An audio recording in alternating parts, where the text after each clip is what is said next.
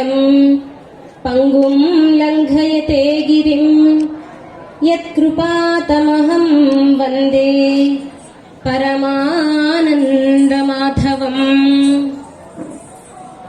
శరజ్యోత్స్నాశుద్ధాం శశియుతజటాజూటమకుటాం వరత్రాసత్రాణస్ఫటికభుటికా పుస్తకకరాం సకృన్నత్వా నత్వా కథమివ సతాం సన్నిదధతే మధుక్షీరద్రాక్ష మధురిమధురీణాః ఫణితయః. సభా సరస్వతికి నమస్కారం. ఇక్కడ జరగబోయేటువంటి కార్యక్రమం గీతావధానం.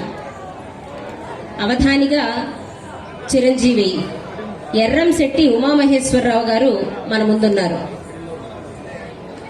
చూడడానికే కాదు, వయస్సులో కూడా చిన్నవాడే ఆ పిల్లవాడు. ఎంఏ సంస్కృతం 2వ సంవత్సరం చదువుతున్నాడు.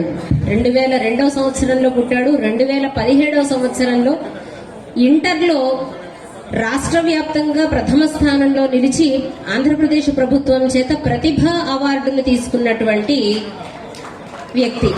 అలాగే 2018వ సంవత్సరంలో కేంద్రీయ విశ్వవిద్యాలయం ఢిల్లీ వారు నిర్వహించిన జాతీయ స్థాయి భగవద్గీత పోటీలో తృతీయ స్థానం సంపాదించారు. తృతీయ స్థానం అంటే దానిపైన ఇంకో 2 స్థానాలు ఉన్నాయి కదా అని ఆ తరువాతి సంవత్సరమే 2019లో మళ్లీ కేంద్రీయ సంస్కృత విద్యాపీఠం వాళ్ళు ఢిల్లీ వారు నిర్వహించిన అదే భగవద్గీత పోటీలో ప్రథమ స్థానంలో స్వర్ణ పతకాన్ని అందుకున్నారు. అంటే లక్ష్యం ఎప్పుడూ కూడా లక్ష్యాన్ని చేరుకునే సమయంలో మనకి చాలా సన్మానాలు, సత్కారాలు, ఆనందాలు కలగచ్చుగాక, కానీ లక్ష్యాన్ని మాత్రం విడిచిపెట్టకూడదు.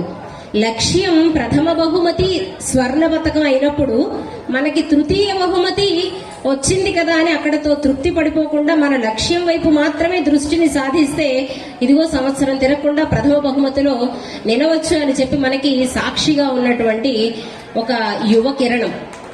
అలాగే రాష్ట్రీయ సంస్కృత విద్యాపీఠం, నేషనల్ సంస్కృత యూనివర్సిటీ తిరుపతి వారు వాగ్భూషణ్ అని ఆ అబ్బాయిని విశ్వవిద్యాలయం వారు సత్కరించారు. ఈ అబ్బాయి వయసు చిన్నది, అబ్బాయి చిన్నవాడు.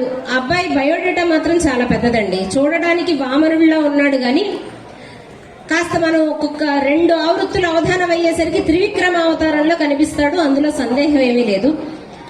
ముందుగా అవధాని గారిని వారి ప్రార్థనా పద్యాలతో అవధాన కార్యక్రమాన్ని ప్రారంభిస్తే కార్యనిర్వహణాధికారి గారి తొలి ప్రశ్నతో, ఆ దంపతుల యొక్క తొలి ప్రశ్నతో కార్యక్రమాన్ని ప్రారంభించుకుందాం. అవధాని గారు.